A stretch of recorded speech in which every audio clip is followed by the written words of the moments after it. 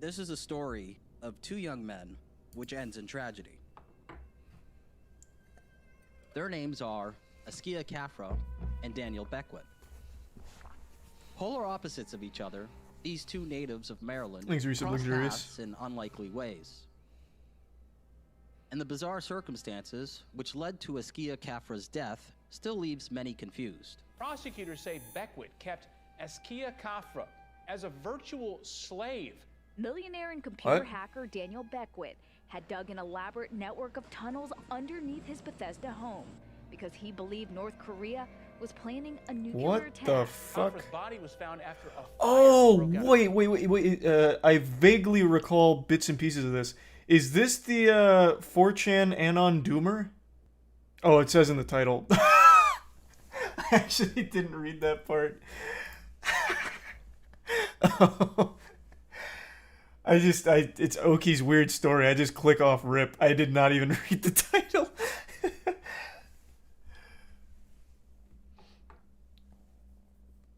Oh, yeah, I vaguely remember bits and pieces of this from a long... Well, I don't even remember how long ago it was now. Time's such a weird spot post-COVID. I don't even remember how long ago now. How bad is the smoke when you go down the steps? Okay, and what do you do? I'm yelling like, Askia, fire, gotta get out. Daniel Beckwitt created a makeshift bunker and had another man help him dig tunnels underneath his Bethesda home. He kept Askia Khafra captive there, and in 2017, that home went up in flames. Firefighters found Khafra's body underneath the home.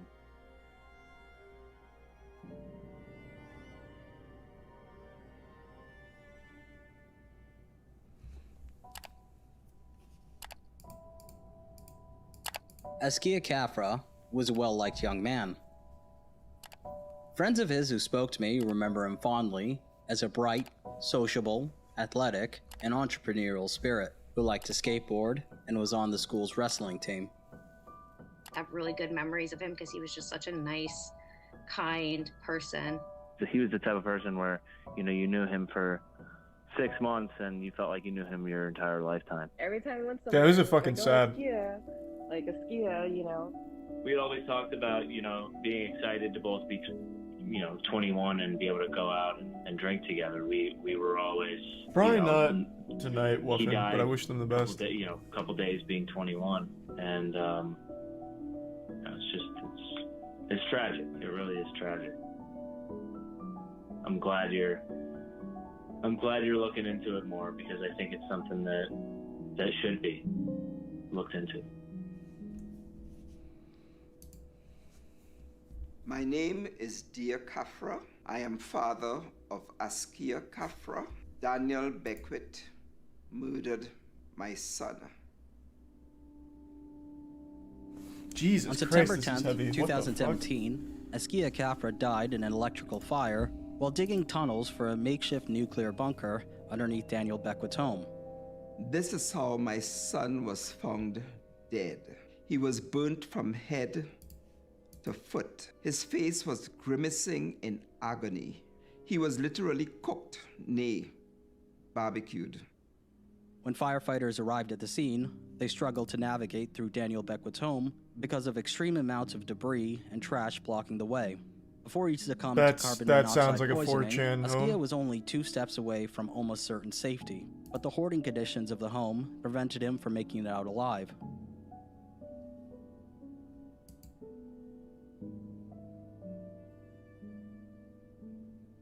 He was found lying nude, totally naked, lying in a supine position on top of a blue arc welding machine. The entire situation is unresolved. Askia Khafra. How is it unresolved? This sounds pretty cut and dry. The dude was one of those outrageously unhinged doomsday preppers, like probably a gang stalker as well, thinking the whole world's out to get him and everything's about to end. And he must have fucking snapped and ended up killing him. Like, this seems like pretty obvious. How the fuck could this be an unresolved case? I mean, I guess we're just at the beginning here, so this is all just like the intro, but to me, like off rip, this sounds like a pretty classic case of someone with one of those mental illnesses just losing control. and ending up killing someone. Expensive cars, beautiful women, and vast amounts of riches. Unfortunately, he was an ordinary kid from a middle-class home, so attaining that sort of exorbitant wealth seemed like a pipe dream. But uncertainty did nothing to quell Askia's ravenous ambition. He had $1 million idea for a crowdfunding app called Equity Shark, which would allow nascent startups to receive investments from the public. Askia believed that it would be the next big thing. He just needed to secure funding from investors to make it happen. And that's when he set his sights on the Teal Fellowship. College is sort of, on the one hand, giving people learning, on the other hand, taking away some future opportunities by loading the next generation down with debt. September 2010, billionaire tech giant Peter Thiel launched the Teal Fellowship, which offered promising young entrepreneurs $100,000 to drop out of college and pursue their passions. For Askia, this was his chance to turn his dreams into reality. But there was still one thing holding him back. Equity Shark needed a lot of work, and Askia lacked the funding. That's when he met Daniel Beckwitt, who offered to invest $5,000 in Equity Shark for 5% stake in the company.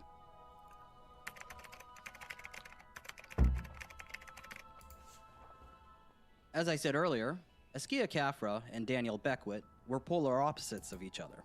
While Askia is remembered for being popular and kind, Daniel Beckwitt was a loner and a misfit. Daniel Beckwitt's story begins here at 5212 Danbury Road. Damn, Oki on the it's scene. It's his childhood home, and it's where Askia Khafra died. It's a house that stands nestled under a canopy of hickory trees and on top of a steep hill. Today, it remains behind a fence of barbed wire and vines. Askia Khafra's family leave flowers to this day. His neighbors, who are mostly teachers, lawyers, and scientists from the nearby National Institutes of Health, recall that the Beckwitt family was eccentric and reclusive.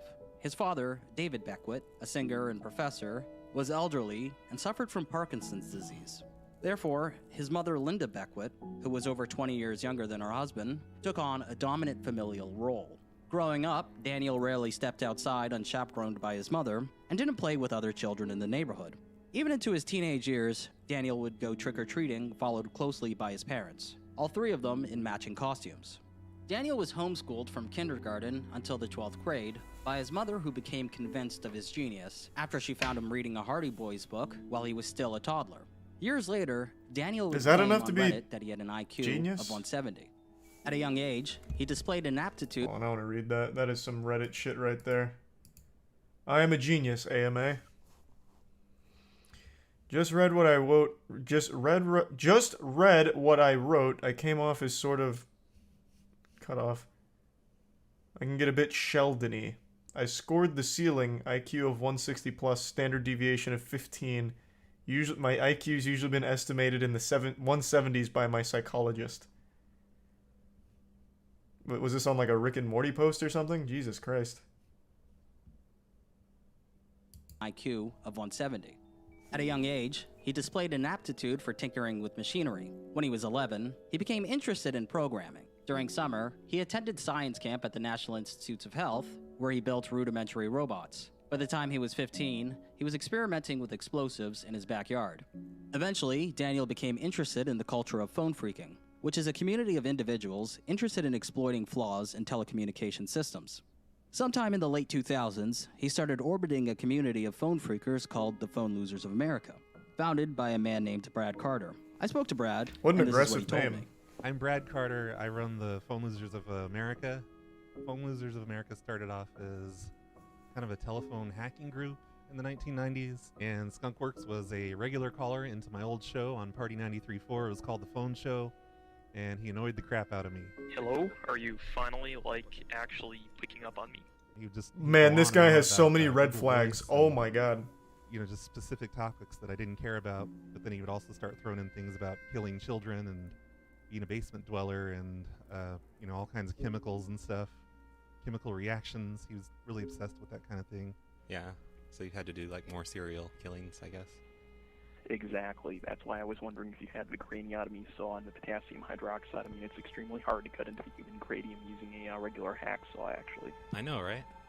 He was so cringe. What the He was fuck? like, oh, I'm just like, these psycho, smart, serial killer type people. If I want to get into just the craziest thing I ever did, it was... Hold on, I don't want to read this.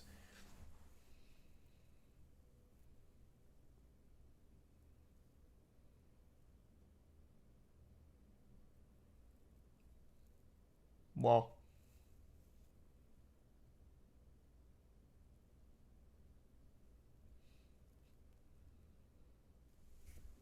I mean, this is the kind of guy that would get made fun of on the board. Is this posted, like, as satire by him? I don't think so, if he's calling into a random phone show talking about this kind of shit.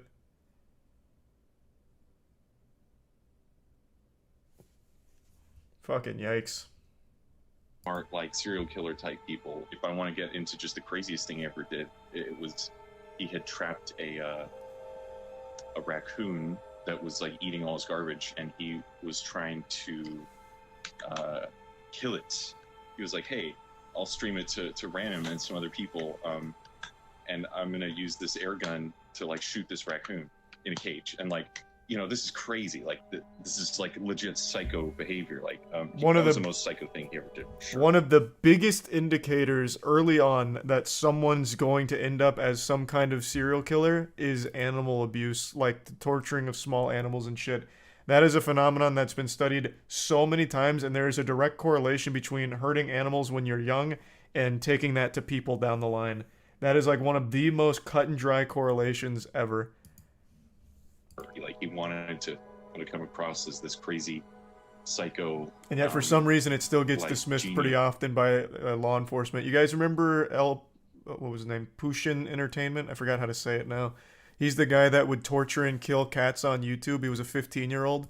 That kid didn't go to jail. He got investigated. He's not in jail. And it's because they don't take it seriously. It's, oh, it's a kid, you know. It doesn't matter that he was torturing and killing the cats. But I have no doubt at some point that behavior is not going to just be cats anymore. He's in jail? No, he's not.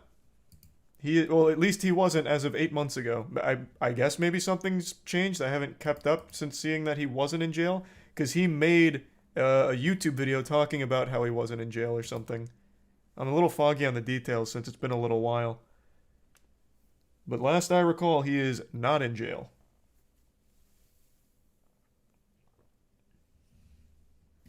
He's a tier 1 DJ in the resub. Filth, Geo, Tachi, and tier 1 Lily. Resub Sully. He is a serial killer type guy, which is like, why do you want to come across as that? Like,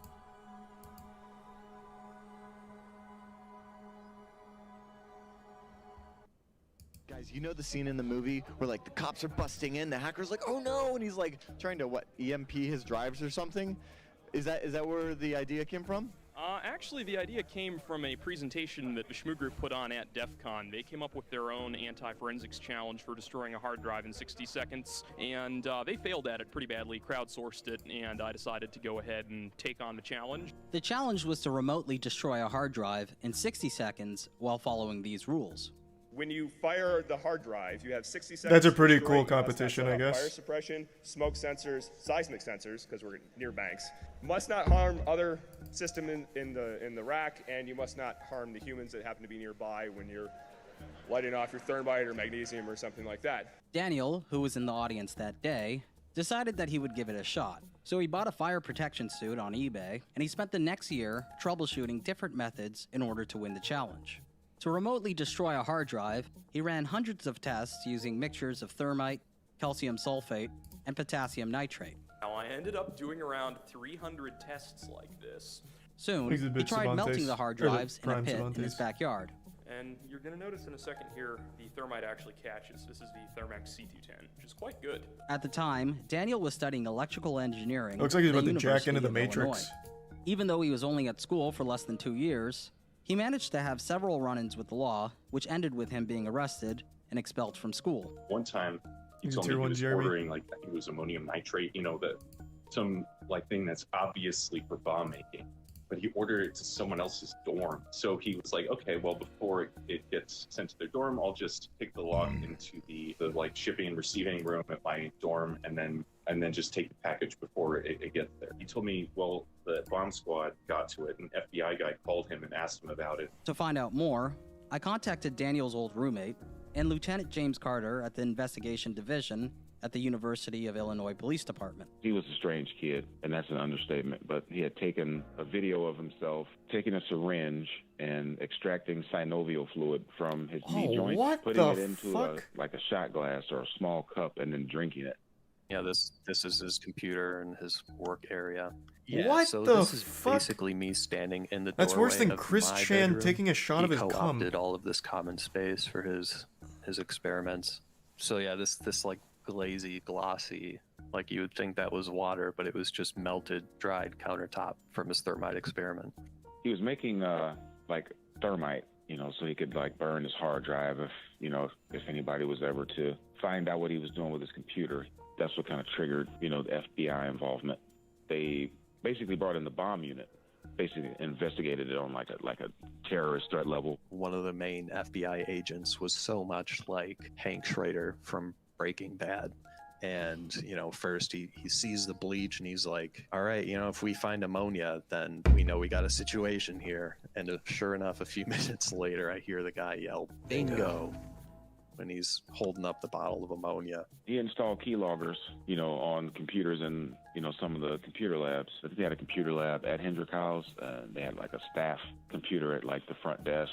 He put keyloggers into those computers too, and I think he used credentials to log in, you know, as a staff member, and then that's how he gained access to the database that had everybody's personal information in it. Using keyloggers, he collected the email login information of his professors and sent out mass mail to students. Sometimes he canceled exams or offered the answers to the highest bidder. Occasionally, he would simply type penis, hit send, and call it a day. Daniel cost the university $22,000 in damages by vandalizing the computer lab as well as professors' offices. In one case, he filled a professor's office with a smoothie of durian, which is the most foul-smelling fruit on earth. There was a Is that real? Is durian actually particular the foulest getting his smelling office fruit? door like locked shut. I've seen it at a Somebody had store taken once. some sort of, Didn't you know, stand out to me as compound like glue, super and foul. They determined it was like glue and graphite. I guess maybe and it's only if you squeezed cut it intact, open. like the keyhole in his office door, making it impossible for him to, you know, take his key and key into his office. And that happened a few times. And then that's You when, saw like, jackfruit. other events started happening. He kept locking Oh, are the they doors. different? He kept sending emails. He was reverse engineering iCards so he could get into the building and essentially like not be in the building under his credentials. There was a lot of stuff he was doing, getting into the tunnels, the underground steam tunnel system that's like across the university. I had spoken with Thanks for resubmitting, Neo. TAs, I had spoken with other engineering students, and Bit you know, I would squirty and ask, violet. do you know anything about this ECE hacker? And everybody would say, well, no, yeah, we've heard about it, but we don't know who he is. So I would ask everybody I interviewed, I understand you don't know who it is, but if you could think about a person in the College of Engineering who would be capable of doing something like this, who would it be? I went back over my notes. 3 or 4 people in my investigation mentioned his name, Dan Beckwitt. I'm like, okay. So after that, I was like, well, let me start focusing my attention on this, you know, Dan Beckwitt. There was stuff operating on his desktop that, you know, pretty much said, hey, I'm the ECE hacker, and then gave him the go-ahead to arrest him. Police officers then searched Damn, Daniel's those room. penis emails, Inside, though. they found a rifle, Worth it. the hood of a fire protection suit, several lockpicks, reverse-engineered ID cards, and keyloggers. They also found a list of social security numbers belonging to faculty members and students. It was the most filthy, disgusting room I've ever seen in my life. I mean, there was stuff everywhere. Daniel was arrested and formally charged with 5 counts of property damage, 2 counts of computer fraud, tampering with documents, and illegally possessing a firearm. After that, Daniel took to Reddit to do an Ask Me Anything titled, I'm a 22-year-old who is going to plead guilty to a felony computer hacking charge in 5 days. When someone asked, what did you do? He responded with, I launched a huge, multifaceted attack against my university for nothing but lulz, involving just about every attack God, what in a the book. fucking I made the loser. university's IT department look like damn fools. Why did you stop Wait, there? hold on. I didn't finish reading that second one. Attacks went on for months and only stopped when I got bored. I mean, I guess pretty epic prank. Take that, university. Peak Redditor. I mean, this is some Reddit-ass shit. IT department look like damn fools. Why did you stop at the university? Well, there was, I don't know if you've looked me up much, but I mentally had some issues, hacked into some computers, and was not welcome. I was not in a good place at the time. Why? What was going on? What was going on? I'll still with death with my mom. A year before Daniel was arrested and expelled from school, his mother, Linda Beckwitt, died of cancer, which she hid from her family and medical professionals. In 2013, Daniel returned to his childhood home on Danbury Road as its sole occupant. His father moved into a retirement home after his Parkinson's disease had deteriorated. Did you have any problem him leaving you here by yourself? Oh yeah, I mean I took it very hard at first. I'm like, oh, first my mom's dead, and now my dad's gone, and I'm just like abandoned, you know. It's one of the reasons I first started shelter too. I was worried about like people coming in and harming me and stuff, and I wanted a more defensive position than a regular house, you can say. What? Daniel inherited $2.6 million after his mother's death. With that, he began to invest in Bitcoin, and he made a fortune. In a now deleted Reddit comment, shit. Daniel thanked the technology board on 4chan, G, for turning him onto Bitcoin as early as 2010. In a Reddit Ask Me Anything, I am still so fucking mad, and I can't believe this came up in, what was it? It must have been 2012, maybe, yeah, probably 2012. I've mentioned this a million times, and I mention it every time it gets brought up. There was a post on the front page of Reddit that said, I strongly urge you to get into Bitcoin. And then another one like, Bitcoin has just hit $100. And I, as well as pretty much everyone I knew, was like, that's stupid. That's fucking dumb. It's never going over 100. It's worthless. Why would we ever do that? And I didn't put anything into it. God damn. So this was this seems about right, though. This seems like the kind of person that would actually put money into Bitcoin back then. You had to be out of your fucking mind to think it was a good idea. Jesus Christ. Just a random cringe-lord loser doomer on Reddit was one person that just happened to put money into that fucking Bitcoin post. And it paid off. he wrote about his life as a multi-millionaire under 40 years old. I still shop at Walmart. I don't hang out at country clubs all day golfing. I do a lot of heavy manual labor that I could easily pay others for. I usually don't tell people I'm rich. When I do, the reaction is generally nonplussed, but occasionally people seem to develop inferiority complexes and feel uncomfortable. After Askia's death, no, it's just because you're a prosecutors weirdo. said that Daniel had as much as $16 million stashed away in profits he made day trading stocks and buying Bitcoin. Over the course of the next 4 years, Daniel lived a solitary existence. Other than briefly studying to become an EMT, he stayed cooped up in his childhood home while its hoarding conditions worsened. He had little interest in participating in the real world. He didn't own a phone. He preferred Google Voice instead. Rather than renewing his car insurance after it expired, he chose to rent a vehicle on the rare occasion that he needed one.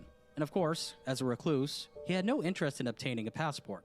He was a multi-millionaire who wasn't interested in spending his wealth. Instead, he remained living in his modest childhood home and tinkering with machinery just like he did during his adolescence. I actually got a call, and it was an IRS investigator, and they were asking me about his Bitcoin account. They were basically saying that he was in possession of basically like $1.2 billion worth of Bitcoin. Around the time of the call, the Bitcoin were like $55,000 of Bitcoin, and he had $1.2 billion worth of them, like, you know, somewhere in the blockchain. That was around the time I found out that he had, hired that kid and he died, in that tunnel. What working the at his house in Bethesda. Cool. All right. Ready? Yep. How did you meet Askia? There's a deep-rooted memory right there. But I first met Askia in kindergarten. He was an amazing human being. He was incredibly intelligent. He was very friendly. He was kind. He was considerate. I think everybody that he knows can definitely just give a testament to how much they enjoyed being around him. He was a person that you wanted to be around. He always just brought so much joy to everyone. He always had the craziest ideas. He's always like the entertainer. I don't know anyone that didn't like him. Meeting him early in elementary school, he was always like a super fun kid, always laughing. We played in jazz band together in 8th grade, both playing guitar. There were a lot of things that came very, very naturally to him as a musician and as a guitar player that I don't feel like I developed until later on. Askia was a budding musician. He emulated Jimi Hendrix, both in substance and style. God, this he is was really also sad. quite a good trombone player, a wrestler. He also played lacrosse. I remember when he was in 5th grade, he topped the class and he actually got a presidential award certificate from President George W. Bush at the time. You were proud of him? Yes, I was proud of him, but I was also concerned. I was concerned about the fact that he dropped out of college. I told him that he should have been able to try and develop his business. Yeah, so what? Can someone fill me in on that? That was the Thiel thing. I don't know who that is. Who is Thiel, and what is that drop out of college thing? So what is that, like a course or something? Thanks to the resub Fruity and the Prime Astro. He founded PayPal with Elon. Thiel's a billionaire, founder of PayPal, and what? He has like a course that tells people to drop out of college and grow their business with him?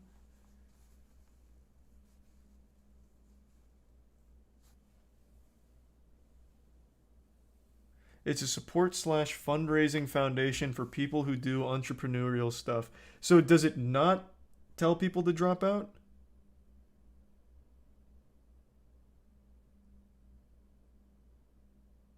No, okay. I thought that was like one of the core tenets of it. Oh, it does. Okay.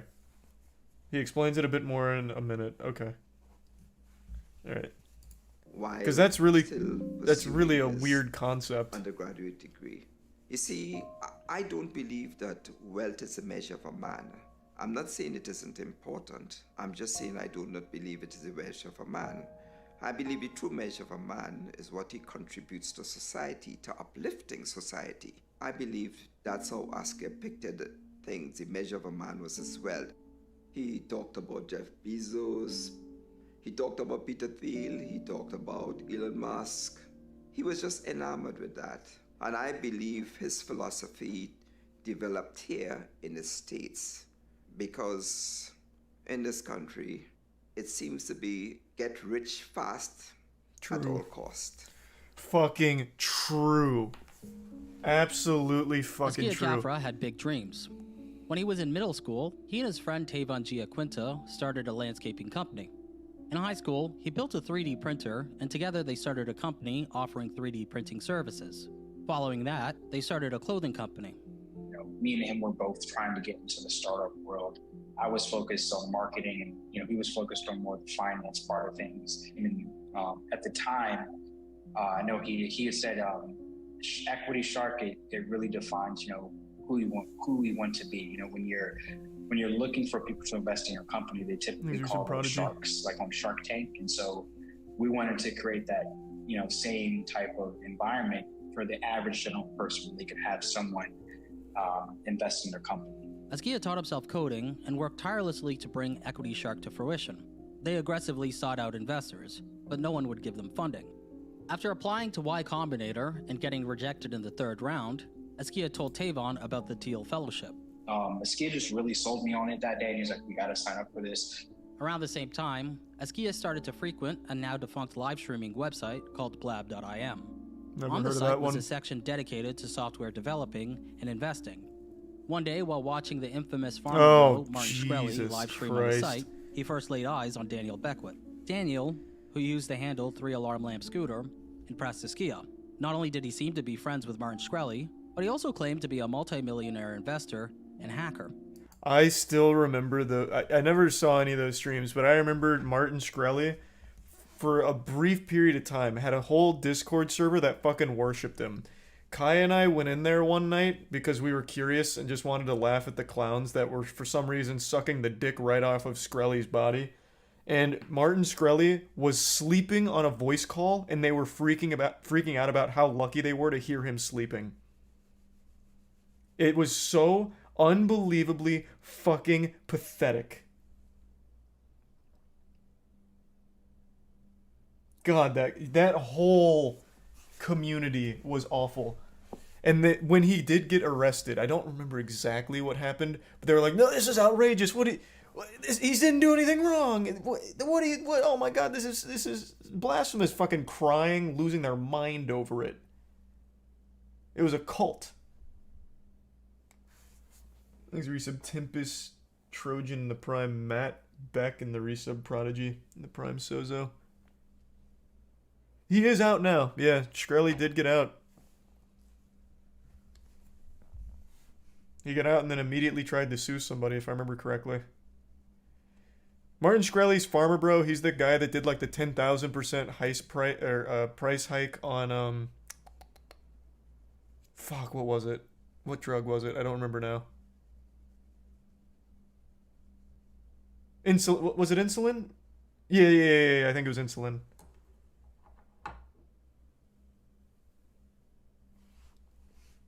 Daraprim. I don't remember the name, but I think you're right. I think it was the insulin. It was like a 10, you know, why don't I just look it up? I'm on the fucking internet right now.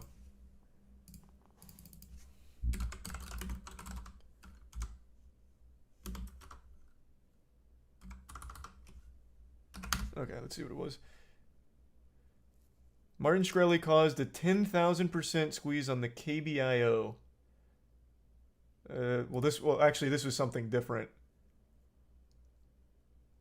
This was a squeeze that he orchestrated on a failed biotech called Calobios.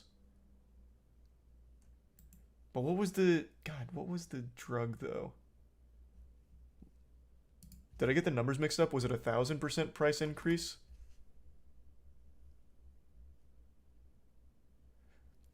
It was a 5,000% increase. Here it is.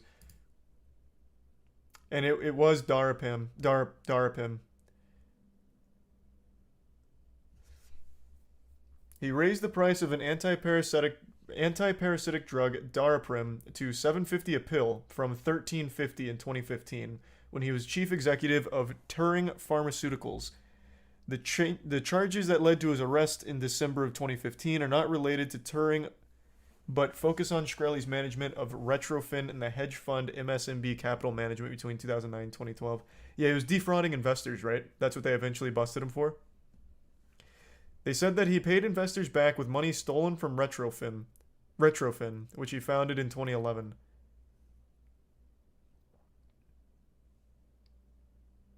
It was securities fraud. Okay.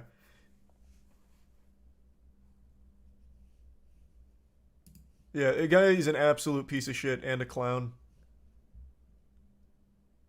No, I know he's out now. Thanks to Prime Violet.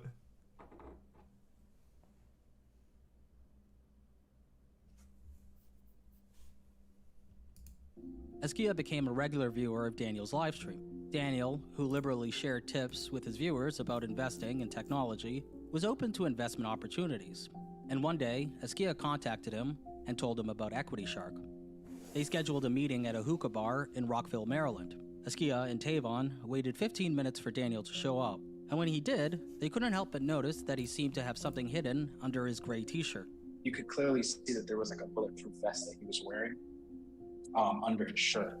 And so I did think that was a little odd at first. I mean, I personally assumed that maybe he was like ex-military or something like that. You know, I didn't just a fucking lunatic is what he was. The meeting lasted for 30 minutes, and by the end of it, Daniel Beckwitt seemed impressed. He liked the idea. He loved it. His only thing at the time was, you know, how are we going to get this thing built and how much is it going to cost? At the time, I think the cost for us to get a full prototype done and coded was about 10 grand. When he heard about the Thiel Fellowship, he was super excited. That's what really sold him into, you know, kind of being ready to invest in us that day. After leaving the hookah bar, they walked Daniel to his truck. He mentioned how he was Thanks for some JHB. Hope you're doing well. Back up north near his way to finish working on his bunker later. And then I remember him saying that, you know, I thought it was kind of odd. Like, oh, interesting, this guy's a bunker. You know, what do you have a bunker for? And I remember him saying, you know, I've been building this for a while. You know, it's just to keep myself protected and safe in case of a nuclear war or a nuclear disaster. With Daniel's fucking funding, huge they red bought flag. brand new tailored suits Wow. in preparation for their meeting with the Thiel Fellowship manager. All they had to do was make it to the meeting on time and make a great pitch. But unfortunately, that didn't end up happening.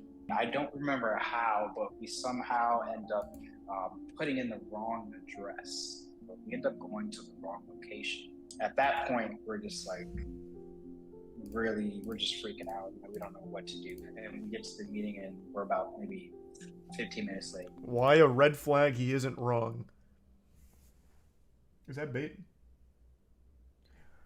Hey, excuse me. I've got to go back down to my bunker for my canned food just in case of a nuclear war breaking out real quick.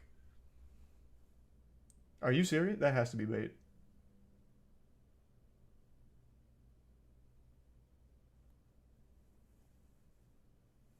That's like actual gang stalking behavior. There's nothing wrong with being prepared. I think there's a level to it.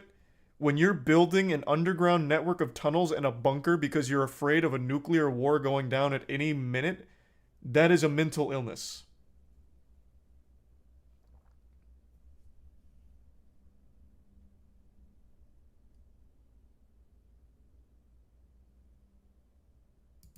And then they say, hey, look, we ran out of time. We're going to have to call you guys These are back. so sweaty in the prime lore. When they arrived back in Maryland, Daniel stopped replying to Askia's messages. I've seen one of those. After weeks of trying to contact Daniel, Askia wrote to him, I know that this will be successful. There's no doubt in my head. I'd even take this investment as debt, because that's how much I believe in this. Even though obviously I don't currently have the money to be able to pay you back. I'd literally... Oh my god. I can't tell what's bait and what's not. I don't think that's crazy. There's nothing wrong with being generally anxious about things. I have a flying phobia. It's irrational, and I recognize that, but it's a phobia, right? I think that's totally fine to be like, I have a fear of nuclear bombs going off at some point.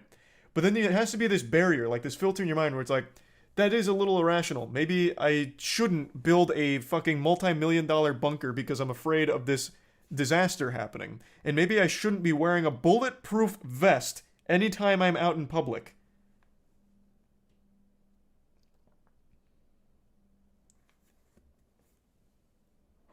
It's not crazy at all. Do you go outside in a bulletproof vest every day?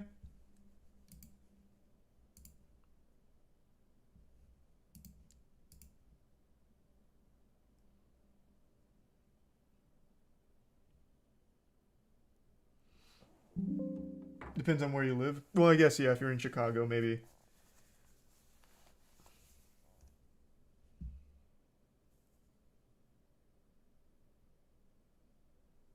Might be multi-purpose bunkers also work for general apocalypse scenarios. What in the world is wrong with you? What do you mean? There is a problem when your entire life is revolving around a fear. So much so that you're building a bunker to avoid the imaginary boogeyman of an apocalyptic scenario unfolding where you need this bunker to be the last human being on Earth with your canned food and prepping and wearing a bulletproof vest anytime you're out in public.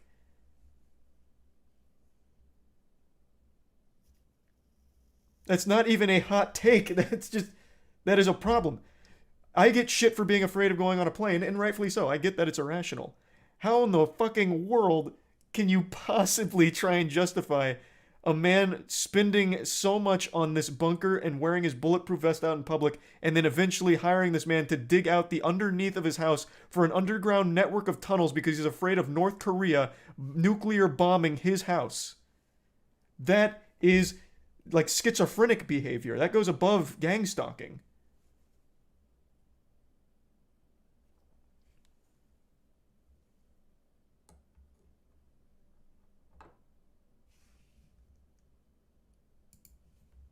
It's oh, okay, that definitely has to be bait.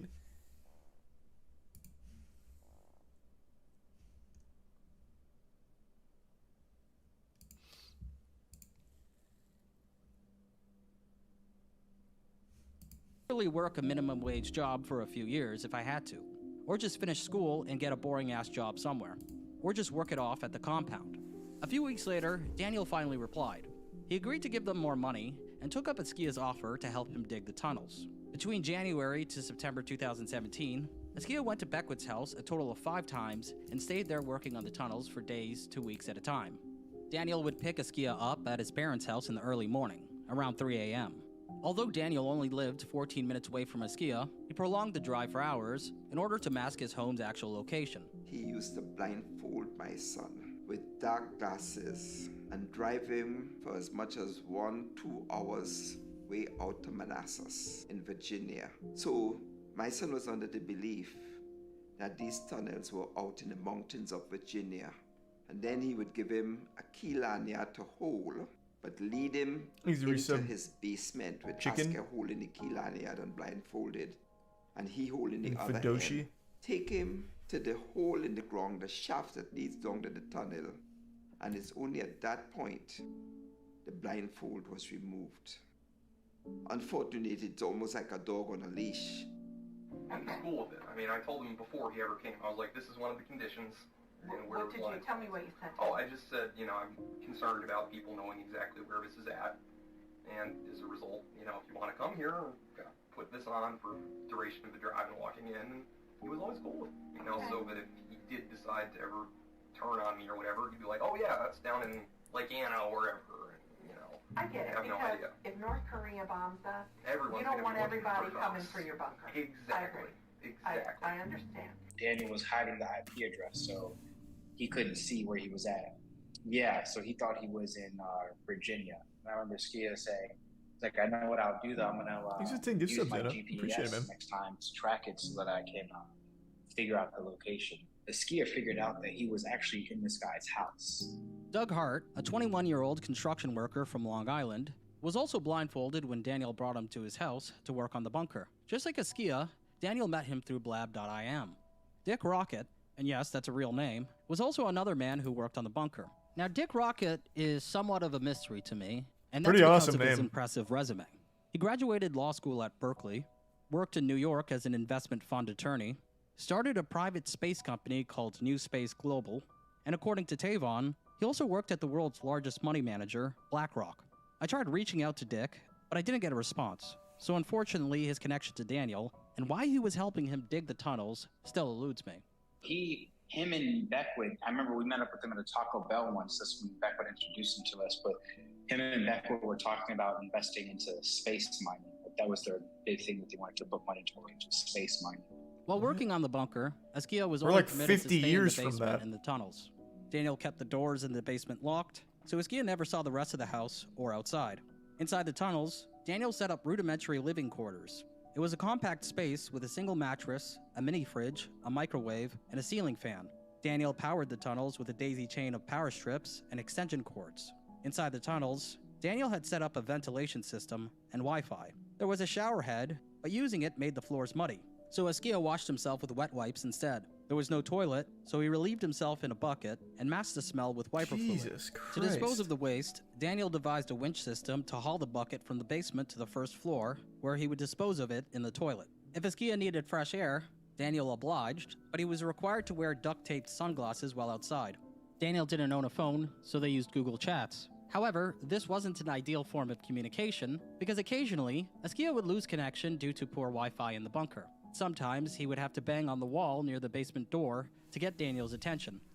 I remember once, I think we had an argument about those same tunnels and the work he was doing, and he got so angry with me that he asked me to stop the car, and he jumped out the car and went by somebody. He came home afterwards, you know.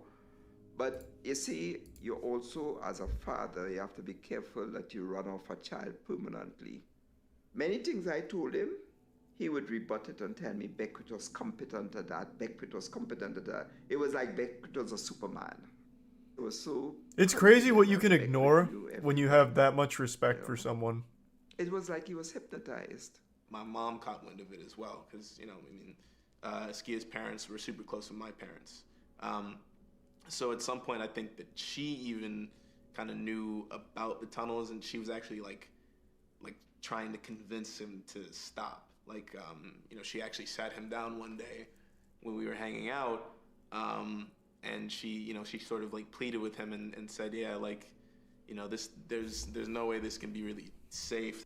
His mother, she sat down and talked to him for over an hour, telling him about the dangers and so on. And this was after he had gone about 4 times to the tunnels.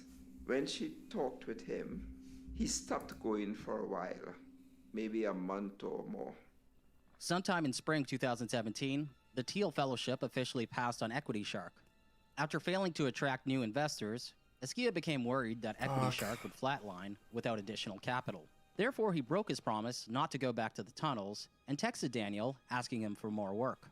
It took a while, but Daniel finally answered. In 2017, my son went 5 times. On the 5th time, the last time that we saw him leave, he stayed the longest. Can you tell me about the last time you saw him alive? Yes, as usual, Beckwitt was supposed to be coming maybe 11 or 12.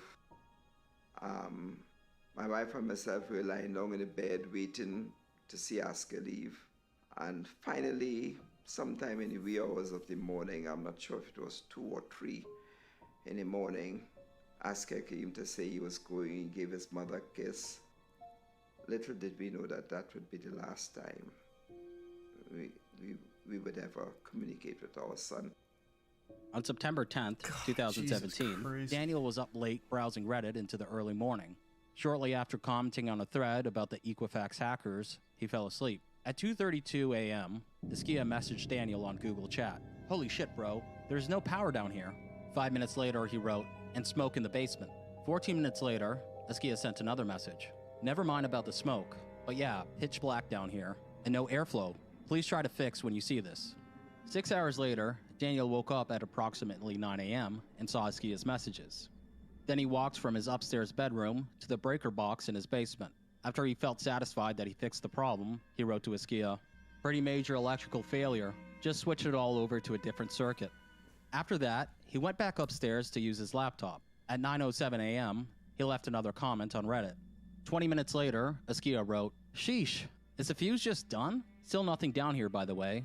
It's a whole nother level of darkness." 2 minutes later, Daniel replied, "Oh, fuck. I thought I got the lights too. One sec." Once again, Daniel went downstairs to the basement to fix the problem. Afterwards, he went back upstairs and fell asleep. He woke up 2 hours later and wrote 4 additional comments on Reddit between 11:24 My God, how to often does he 11:49 type on a.m. or comment At on 3 p.m., Reddit? Daniel went downstairs to the kitchen on the main floor to fix himself something to eat. Following that, he went back upstairs to his bedroom and used his laptop. At 4 p.m., Daniel heard a beeping noise coming from the carbon monoxide detector in the dining room. He told police that it made a single beeping noise, which he understood to indicate another power failure. After waiting 20 to 30 minutes, Daniel went down to the basement to manually reset the breaker. He didn't check on Askia when he was there. At 4:16 p.m., Askia messaged Daniel, apologizing for not replying to the message he sent him at 9:29 a.m. "Yo, my bad. I was tired as fuck. I def smell smoke down here." Daniel once again went down to the basement to check the electrical service panel and reset any tripped breakers. He said that there was a single breaker tripped, which he reset. While walking up the stairs, he said that he heard a loud buzzing sound coming from the kitchen. When he went to investigate, he heard a series of popping noises coming from the circuit breaker, followed by an explosion. He said that smoke started to rise from the basement to the kitchen floor. Daniel said that he then ran down to the basement. How bad is the smoke when you go down the steps? Is it in the finished area? I think some of it was starting to leak out, but just mostly in the unfinished area still at that point. There's like maybe a little trickling into the finished area. Okay, but so the unfinished area is just packed with smoke. Just seconds. I mean, it's literally just seconds packed with smoke.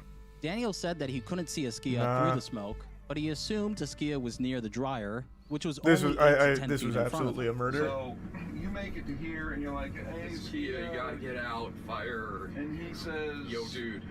What's the affect? Is he like, "Yo, dude," or he's like, "Yo, dude," or it sounded more like, "Yo, dude." Sort of like that. Okay. It was very eerie sounding. So what do you think at that point?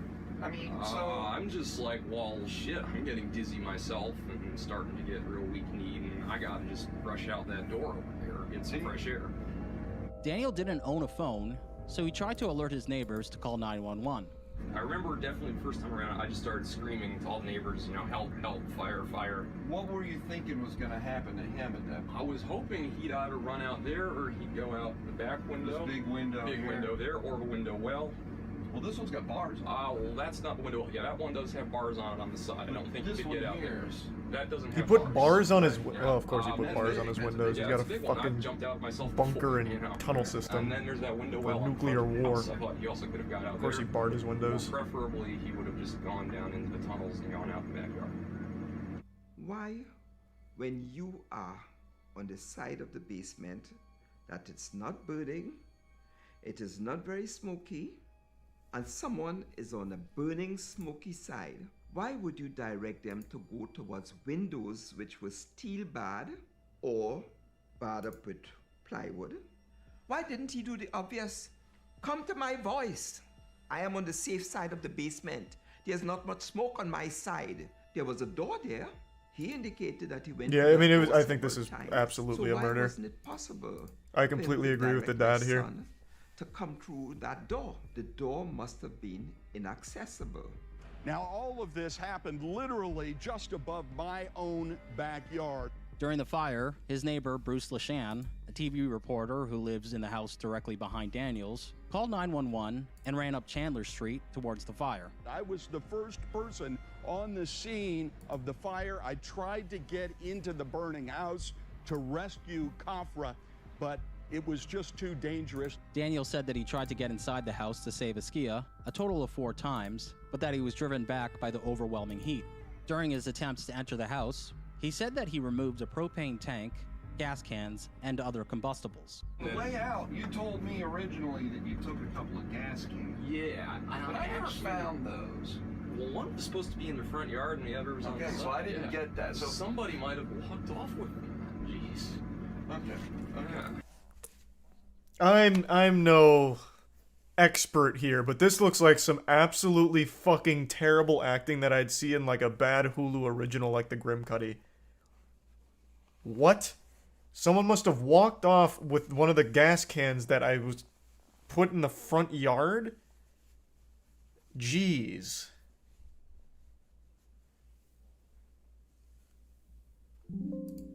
Never found them? He said that he also... I will say, and before we continue, people are asking, well, why would he kill him? Clearly, this guy is unhinged. I think that much is very obvious. He's very worried that everyone's out to get him. He wears the bulletproof vest when he's out in public. He duct tapes Askia's eyes, or, well, blindfolded him to get him to the tunnels. Duct tapes his eyes so that way he's blind when he goes outside for fresh air because he's afraid Askia may turn on him at some point and tell people where his bunker is.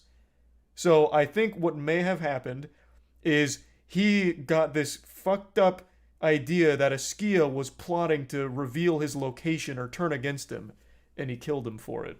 That would be my guess.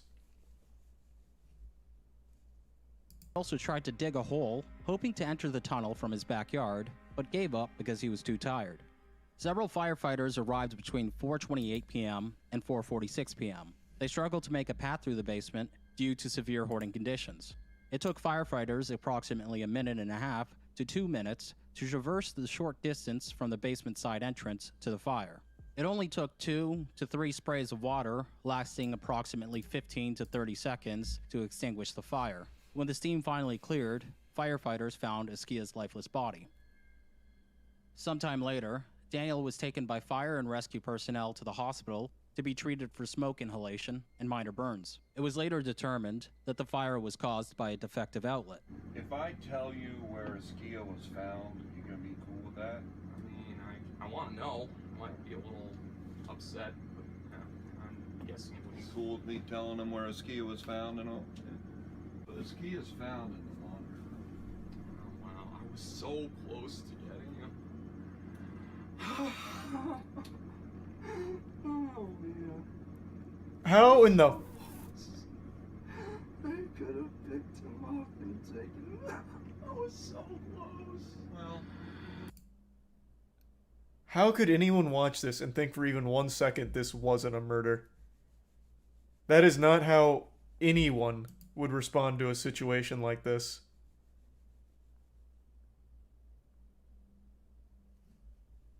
No, this is like worse than YouTuber apology level acting.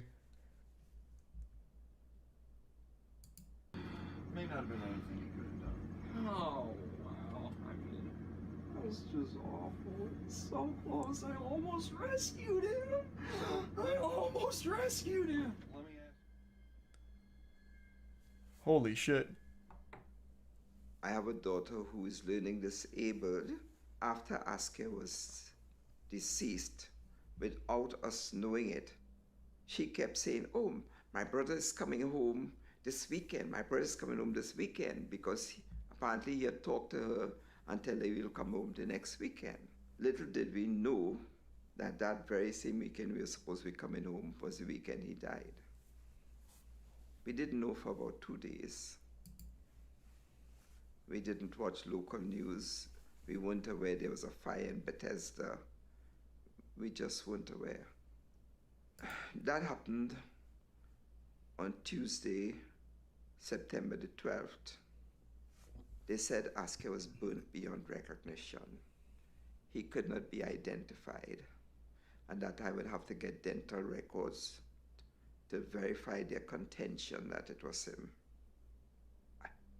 It's so difficult to explain how you feel in a situation like that, but I knew I had to tell my wife. I called her.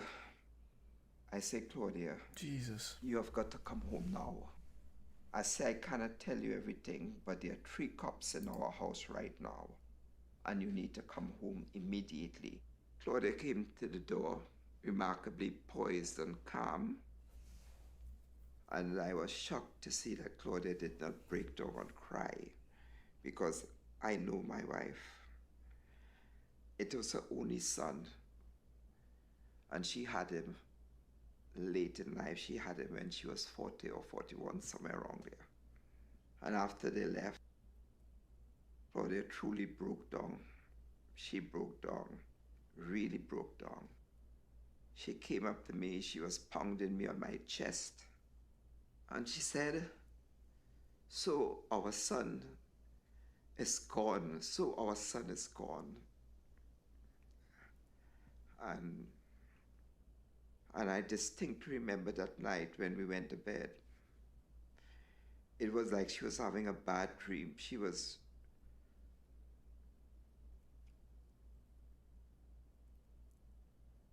repeating over and over, like almost in a sleep. She was repeating, I want back my son. Jesus Christ. She was saying, I want back my son. And I told her, you know that's not going to happen. I guess I was being brutally frank. I said, you know that's not going to happen. You know that's impossible. I think Askia was legitimately deceived. You know, I think he was brainwashed. He was sort of led on by a person. It wasn't even deception. It was straight brainwashing. That he was interested in sort of bettering his life, or you know, helping him with this, you know, being invested in his company he was trying to get up off the ground. And I think that in a sense sort of made Askia, or convinced Askia, that doing this would sort of get him closer to that goal. But he definitely wasn't, he was working with somebody that didn't have his best interests at heart. I feel like there are a lot of things for sure make sense, or as to how things may or may have not happened. You know, there's just a lot of confusion in my mind. There was an electrical fire that sort of blocked whatever the only way for him to have gotten in and out of those tunnels was, and why was the fire started there, and why did it happen? It's hard to find the justification or like the underlying logic, at least for me, as to why things happened the way they did. Like, I've never lost somebody that close to me. That was the first time that happened to me, so I had to like really ingest that. Still haven't really ingested it, to be honest with you. I haven't really like taken that moment in. I was very angry. You know, I was furious actually, because, you know, now I knew that there was another person who was involved. I wanted him to be held accountable, you know? I think the screwed up part about it is, even if, you know, we got what we wanted, like if he was put away for life, that would only be a semblance of what I feel like we could consider justice, because it's not going to change the fact that Askia is gone. know. Never he's does, dead. but We can't at bring the him very in. least, it gets this I mean, guy he's been denied out. the rest of his life because of somebody else's Then you negligence. can't do it to anyone else. Because, I mean, according so far to the story, Askia wasn't the only person, right? He mentioned, was it the Dick Rocket guy? Someone else had also worked on the tunnels. It wasn't just Askia that Beckwitt had convinced to lend aid to. And then there was also the construction worker that we didn't get to hear from, but it wasn't just Askia. The unfortunate name, well, not an unfortunate name, Dick Rocket's a fucking hype name. Just unfortunate in the situation here because it's a super sad story.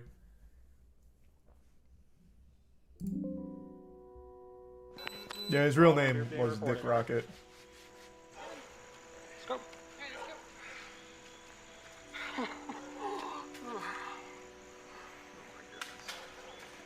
We'll take you in upstairs first. There's not really any damage up there, so easy into it.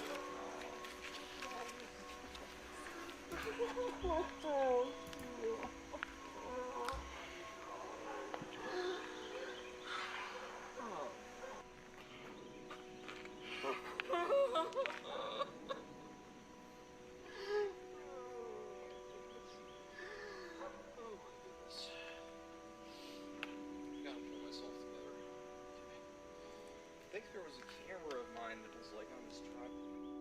3 days after the fire, Daniel went back to his home with fire investigators and police. Dude's absolutely the biggest shit tier actor of all time.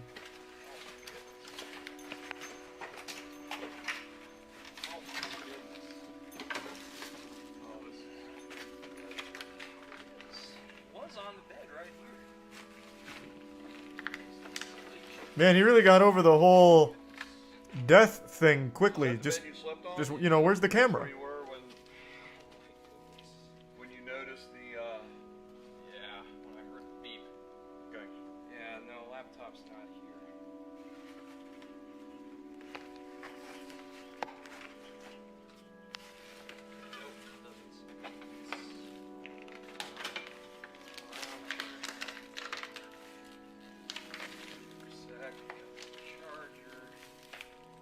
What's all the glory?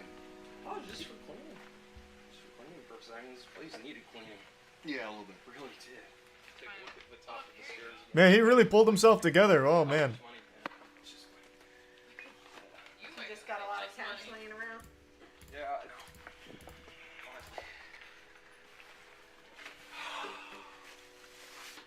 This is way messier than it was before. Even. Yeah, I mean, it wasn't in good shape before, but you can walk through a lot. Daniel, I'm gonna put a measuring cup full of money out on the front porch so we got it on the way out, okay? This place is so creepy. Yeah. Because he was just a filthy, hoarding lunatic.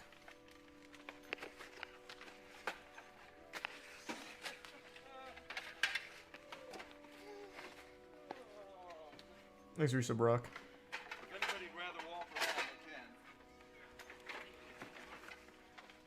So, okay, this is a misconception going on right now. He's not a billionaire. He had $1 billion worth of Bitcoin, but it doesn't seem like he ever cashed it out. So I believe, according Oki said, at the time of this, he had about 16 million in actual cash. But he had the $1 billion worth of Bitcoin somewhere that he never cashed it out. So he's not actually a billionaire if he doesn't have access to it. And it looks like he never cashed it out. But yeah, multi-millionaire. Very, very wealthy.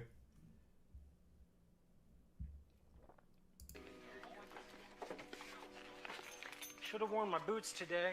Now I'm afraid of tetanus.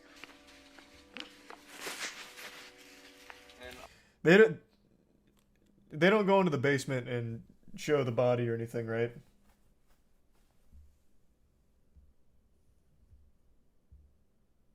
No. Okay. Good. I'll try to mark them. Okay. So if we have to do any more work in here, we'll make sure. He's in jail now? I don't know. I'm going to guess he's not. It took nearly 3 weeks for a team of 24 firefighters working 8 to 10-hour days to clean Daniel Beckwitt's home. The process was prolonged by safety concerns over combustible chemicals stored in every room of the house and within piles of trash. By the time they finished cleaning, $10,000 in cash and traveler's checks were found hidden within the mess. 8 months after Askia's death, Daniel was arrested on May 25th, 2018. And I got this phone call Okay, from Detective maybe. Smith, and she was on the line, and she said, "Mr. Khafra, we have arrested Daniel Beckwitt." I almost fainted. I was shocked. On May 31st, 2018, a grand jury charged him with involuntary manslaughter and second-degree depraved-heart murder, which is the killing of another person while acting with extreme disregard of human life, despite not explicitly intending to kill. On September 10th, 2018, Askia's parents filed a wrongful death lawsuit against Daniel Beckwitt on the anniversary of their son's death. Montgomery County officials also sued Daniel and his father, David Beckwitt. The lawsuit requested that a judge order the Beckwitt family to fill the tunnels and demolish the home. The entrance to the tunnel shaft drops 20 feet, and they're estimated to span 200 feet in multiple directions underground, stretching out as far as public roads and across property lines. Today, the home still stands, and the tunnels have not yet been filled up. Askia told me lots of things that he wasn't even supposed to tell me. Like what? Told me about things down in the tunnel, and, quite a few things that he was supposed to be literally keeping secret. For instance, he told me about a special chamber underground in which Beckwitt told him not to go in there. It is dangerous, it has explosives and other dangerous stuff. I got the impression that that chamber underground had a door leading into it, and that the door was kept locked.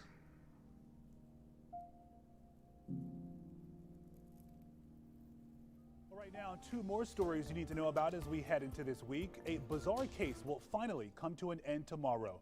Daniel Beckwitt is set to be sentenced. Now, I want to let you know, that is great news. Depraved-heart murder, the minimum sentence for that is 10 years. And I think the maximum was either 25 or 30 years. The judge at the sentencing gave him 9 years. One less than the minimum. I couldn't understand it. Here's her explanation. She don't believe that what happened rises to the level of a second-degree depraved-heart murder. And because of that, this is the reason she gave him 9 years. And what the fuck is the point in having a minimum sentencing when it comes to a crime? What the fuck? The reason the minimum is there is that it's not supposed to go lower. How can you just be like, yeah, I'm just gonna disregard that? I don't... What? How does that make any sense? I don't think he paid off the judge. It doesn't seem like he had access to his money. That makes no fucking... It's a goddamn law. Like by giving less than the law-dictated minimum, wouldn't that be breaking the law from her? What? Can that happen? I've never heard of that.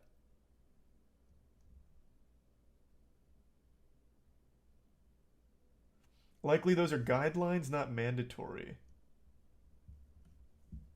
I mean, I'm of course not familiar with this law nor this case, but still, that seems very odd.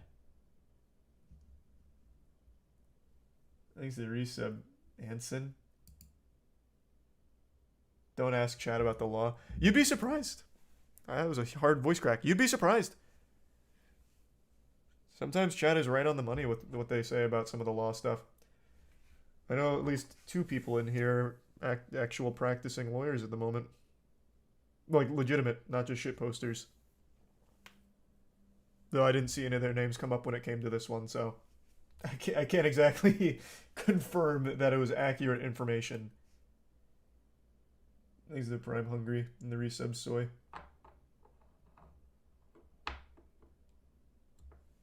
That's fucking wild to me, Kopi. Hold on, I gotta pee really bad though. Just give me 1 second. She actually praised him. She said he's so bright, he's so intelligent, he has a lot to give to society. She said that he reminded her of her brother, who's a bright guy, who's a nuclear physicist. And I felt humiliated. I felt humiliated because I was a victim and he was the perpetrator of a crime. And how could you be praising the perpetrator of a crime at his sentencing? What about my feelings? Don't I matter? You know? You are praising this gentleman who did a criminal act, who 12 jurors believe committed.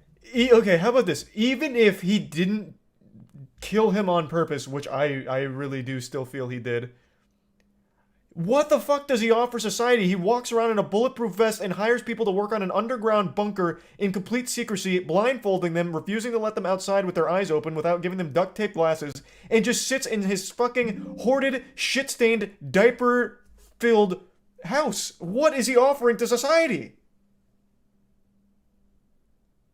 But he doesn't even offer money. He doesn't spend his money. Half of his money was in fucking measuring glasses. He doesn't even fucking spend it.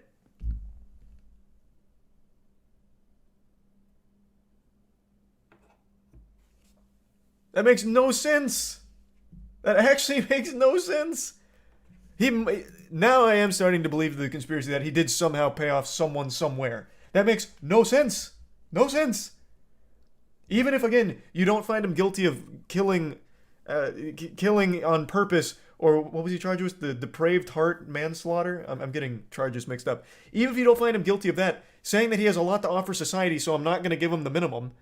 But he, for the last fucking 20 years, has done nothing but live in a hoarder's house and build an underground network of tunnels because he's afraid of a nuclear fallout. Jesus Christ. He doesn't spend the money either, so he's not even helping, like, businesses around the area or something. Oh my god, that, even just hearing that is infuriating. What the fuck? Thanks to the resub. Drool, Lemonade, and the 5 gift subs. Jacob, thank you, man. The Prime Samurai. I mean, I guess it could be racism. Where was this again? I'm forgetting. But even that I would find hard to believe. It's in Maryland. I'm not too familiar with Maryland. I couldn't tell you if, like, Maryland is particularly racist in the area. It is possible. Like, I can't write it off. But I'm starting to believe more in the briberies thing. Because, again, he had tons of money. He never spent any of his money. Maybe he dumped it all at once into this. But yeah, I mean, again, yeah, racism is, I mean, it's certainly a possibility. Murder and manslaughter. And then she gave him 9 years. That hurt my feelings. And you know the strange thing about it's a fucking miscarriage of justice. She's an elected judge, and I had voted for her. Daniel only spent a little over 3 years in prison before being released. Oh, God, his depraved-heart murder conviction was overturned by a panel of 3 judges that also upheld his involuntary manslaughter conviction. They ruled that there wasn't enough evidence to meet the standard of depraved-heart murder, which entails an extreme disregard for human life. Did they watch the body cam footage? His exhaustive resources, I'm talking about his financial resources, and hired his attorneys to file an appeal against both convictions. A few months after his sentence was reduced, he became eligible for parole. In July 2022, he was released from prison. Huge. Mr. Beckwitt is currently out on probation, and in my opinion, he's got away with murder. I also agree with that. While I was returning to Toronto, it occurred to me that Askia and Daniel were reflections of one another. Daniel didn't care about anybody but himself, while Askia loved others and was loved in turn. It was only due to the everlasting bonds that Askia had forged during his short life that Daniel's callous apathy and negligence was able to irreparably scar so many.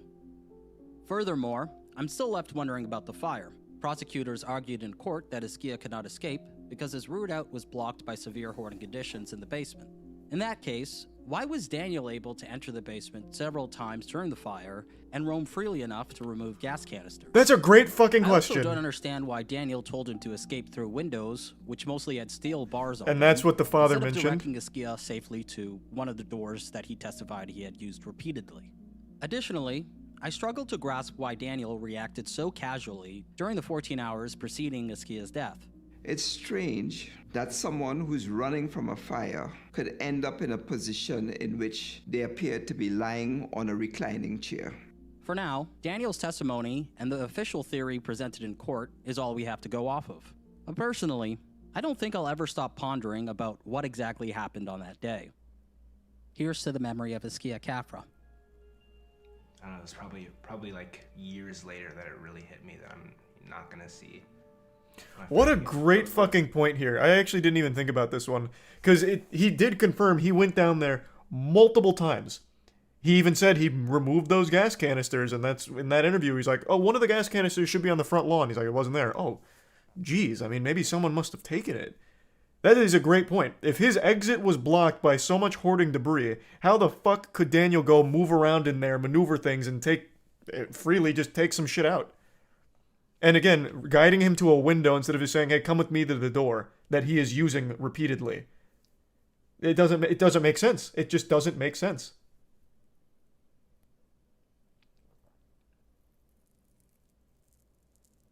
That first point is a great one that I didn't even consider. One of the doors that he... Personally, I don't think I'll ever stop pondering about what exactly happened on that day. Here's to the memory of Askia Khafra. Thanks to Tier 1 JD. The resub Manny. Probably like years later. Thank you again, really Anna. hit me that I'm not gonna Thank you for the generosity, Anna. My friend again. I was devastated. I'm still devastated. It feels like there's just a very large void in my life, a sense of emptiness that's gonna be there probably for the rest of my life. I was very shy, you know what I mean? I was very like to myself, and he never made me feel like,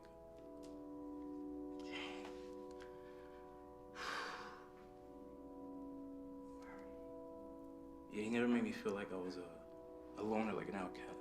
Like I said, his earnest home in a box. That box has been there for 5 years. It has not been touched. It's in the same position. We have a pit there, a kind of shrine for him, with a large photo of him in his ROTC uniform and, you know, something saying love you to the moon and back. And there can be no closure. No, there never is in something like that, man. Jesus Christ. Oh, wow.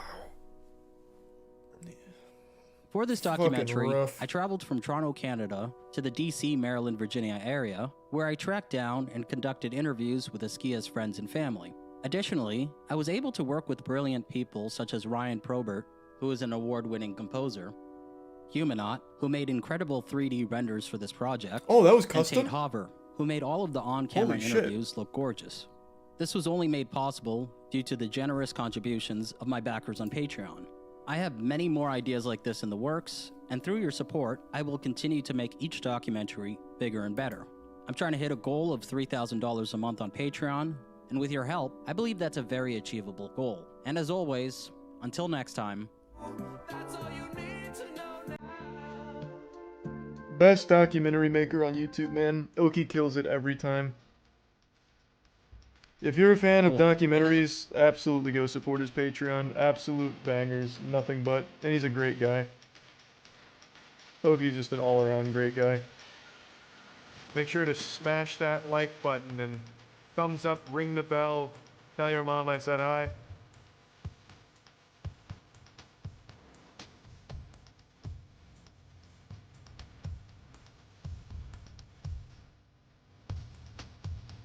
Yeah, that's about it.